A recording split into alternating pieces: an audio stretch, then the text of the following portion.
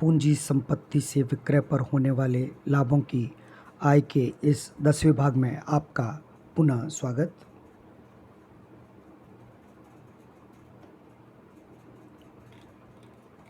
अगले महत्वपूर्ण बिंदु की तरफ अब हम बढ़ते हैं।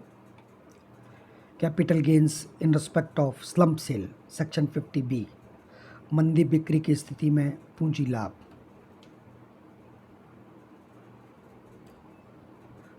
Long term capital gain, any profits or gains arising from the slump sale of one or more undertakings held for more than 36 months shall be chargeable to income tax as capital gains arising from the transfer of long-term capital assets and shall be deemed to be the income of the previous year in which the transfer took place। दीर्घकालीन पूंजी लाभ गत वर्ष में की गई किसी मंदी बिक्री स्लम्प सेल से अर्जित लाभ दीर्घकालीन पूंजी संपत्तियों जो कि धारण की गई हो 36 माह से ज़्यादा के लिए के हस्तांतरण से अर्जित पूंजी लाभ के रूप में कर योग्य होगा तथा उस गत वर्ष की आय माना जाएगा जिसमें ऐसा हस्तांतरण हुआ है। शॉर्ट टर्म कैपिटल गेन, अल्पकालीन पूंजी लाभ, any profits and gains arising from such transfer of one or more undertakings held by the SSE for not more than 36 months shall be deemed to be short-term capital gain, subsection 1।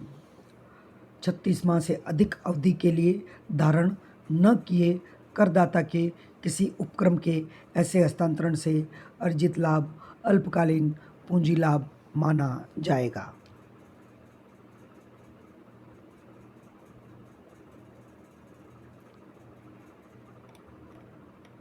Deemed cost of acquisition and cost of improvement, मानी गई प्राप्ति की अधिग्रहण की लागत और सुधार की लागत।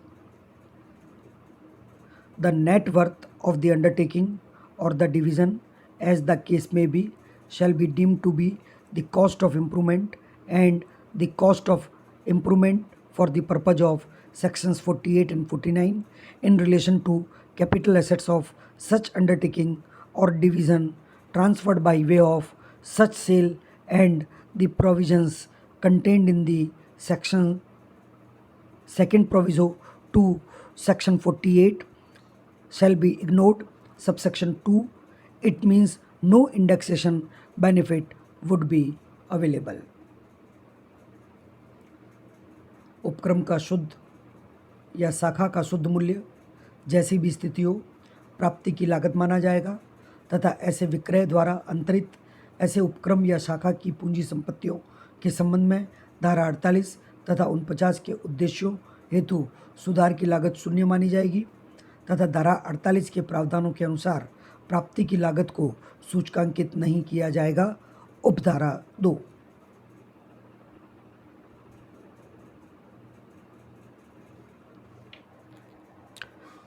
Report of a chartered accountant, सनदी लेखाकार का प्रतिवेदन। Every SSC in the case of slump sale shall furnish in the prescribed form along with the return of income a report of a chartered accountant indicating the computation of net worth of the undertaking or division as the case may be, any certifying that the net worth of the undertaking or division has been correctly arrived at in accordance with the provisions of this section। मंदी विक्रय के मामले में प्रत्येक करदाता आय की विवरणी के साथ निर्धारित प्रारूप में किसी सनदी लेखाकार का प्रतिवेदन पेश करेगा जो उपक्रम या शाखा जैसी भी स्थिति हो के शुद्ध मूल्य की गणना को इस धारा में दिए हुए प्रावधानों के अनुरूप सही है उसे प्रमाणित करते हुए घोषित करेगा कि उपक्रम या शाखा का शुद्ध मूल्य सही विधि से संगणित किया हुआ है। उपधारा 3।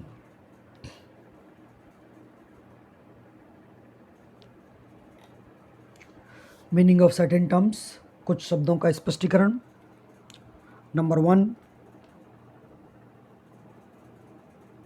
नेटवर्थ शुद्ध मूल्य, aggregate value of total assets of the undertaking or division as reduced by the value of liabilities of such undertaking or division as appearing in the books of accounts. However, any change in the value of assets on account of revaluation of assets shall not be considered for the purpose. उपक्रम की शाखा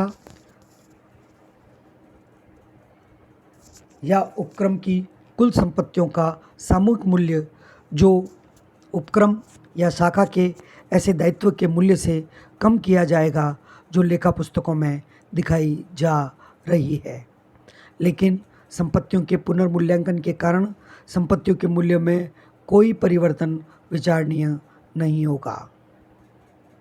number 2 aggregate value of total assets of undertaking और division, उपक्रम या शाखा की कुल संपत्तियों का सामूहिक मूल्य।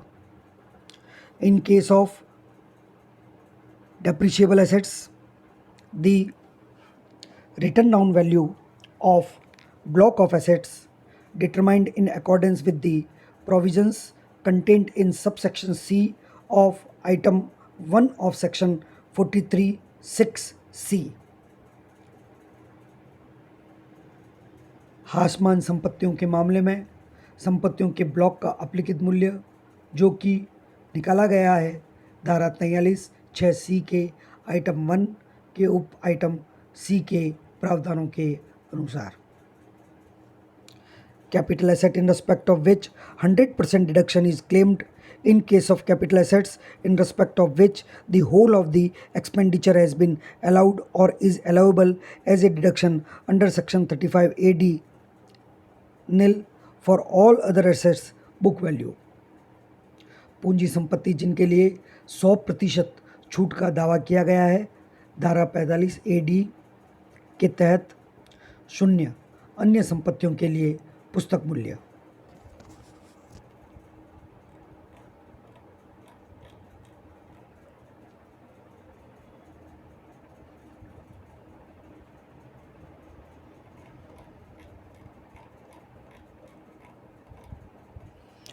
Special provisions for full value of consideration in certain cases section 50C, कुछ विशिष्ट परिस्थितियों में प्रतिफल के पूर्ण मूल्य के लिए विशेष प्रावधान धारा 50C।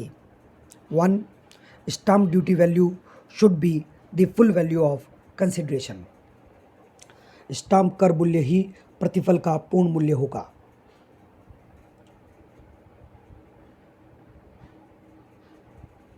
Where the consideration received or accruing as a result of transfer of a capital asset being land or building or both is less than the value adopted or assessed or accessible by any authority of a state government, stamp valuation authority for the purpose of payment of stamp duty in respect of such assets, such value adopted or assessed or accessible shall be deemed to be the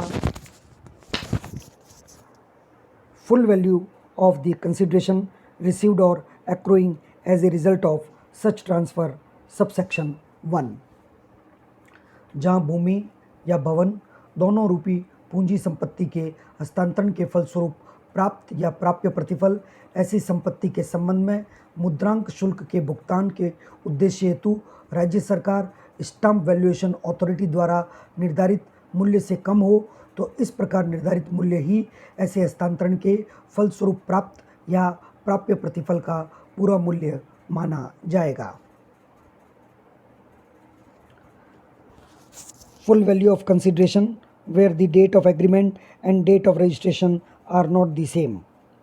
In order to ensure party in tax treatment vis-a-vis section 43CA, it has been provided that where the date of the agreement fixing the amount of consideration for the transfer of immovable property and the date of registration are not the same, The stamp duty valuation on the date of the agreement may be taken for the purpose of computing the value of full value of consideration. जब समझौते की तारीख और पंजीकरण की तारीख एक ना हो तब प्रतिफल का पूर्ण मूल्य धारा 43 CA के तहत कर उपचार में समानता सुनिश्चित करने के लिए यह प्रदान किया गया है कि जहां समझौते की तारीख जिसमें अचल संपत्ति के हस्तांतरण पर प्रतिफल की राशि तय हुई और पंजीकरण की तारीख एक नहीं हो, वह समझौते की तिथि पर स्टाम्प कर मूल्य को ही प्रतिफल के पूर्ण मूल्य की गणना के लिए लिया जाएगा।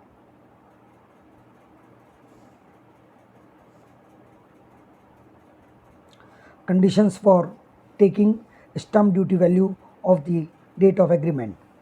However, the stamp duty value on the date of agreement can be adopted only in a case where the amount of consideration or a part thereof has been paid by way of an account pay check or account pay bank draft or use of electronic clearing system through a bank account or through such other prescribed electronic mode or before the date of the agreement for the transfer of such immovable property. तथापि समझौते की तिथि को stamp कर मूल्य अपनाया जा सकता है केवल तभी जब प्रतिफल का मूल्य या कुछ हिस्सा चुकाया गया हो, खाता प्राप्तकर्ता चेक, खाता प्राप्तकर्ता बैंक ड्राफ्ट या किसी इलेक्ट्रॉनिक क्लियरिंग सिस्टम, किसी बैंक खाते या किसी ऐसे निर्दिष्ट इलेक्ट्रॉनिक माध्यम के द्वारा अचल संपत्ति के हस्तांतरण के लिए समझौते की तिथि पर या उससे पहले। However, where the stamp duty value does not exceed 105% of the sale consideration received or accruing as a result of the transfer, the consideration so received or accruing shall be deemed to be the full value of the consideration.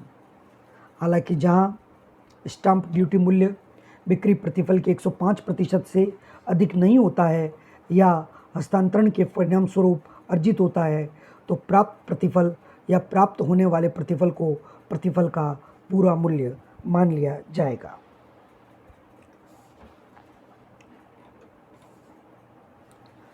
Point number 2, reference to valuation officer, मूल्यांकन अधिकारी को संदर्भित करना। Where, जहां the SSC claims before an assessing officer that the value so adopted or assessed or assessable by the authority for payment of stamp duty exceeds the fair market value of the property as on the date of transfer. कर निर्धारण अधिकारी के समक्ष करदाता दावा करता है कि मुद्रांक शुल्क के भुगतान हेतु ऐसी सत्ता द्वारा निर्धारित मूल्य हस्तांतरण की तिथि को संपत्ति के उचित बाजार मूल्य से अधिक है अथवा the value so adopted or assessed or assessable by such authority has not been disrupted in any appeal or revision, or no reference has been made before any other authority, court or high court. The assessing officer may refer the valuation of the capital assets to a valuation officer as defined in section 2R of the Wealth Tax Act 1957, section 50C2, जहां ऐसे मूल्यांकन अधिकारी द्वारा निश्चित मूल्य मुद्रांक अधिसत्ता द्वारा authority द्वारा निर्धारित मूल्य से अधिक है, तो ऐसा निर्धारित मूल्य ही हस्तांतरण के फलस्वरूप प्राप्त या प्राप्य प्रतिफल का पूरा मूल्य माना जाएगा। धारा 50C उपधारा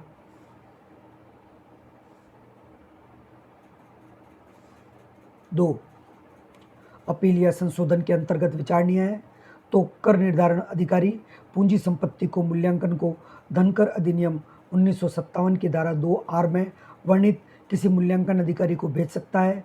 यदि किसी सत्ता न्यायालय या उच्च न्यायालय को ही कोई संदर्भ दिया जा चुका है, तो आयुक्त अपील के मूल्यांकन अधिकारों को संदर्भ के लिए पत्र भेज सकता है।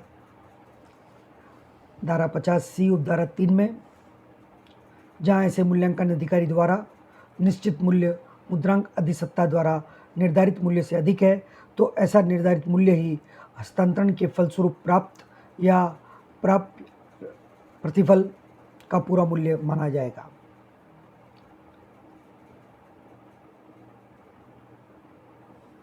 Special provisions for full value of consideration in certain cases, section 50C।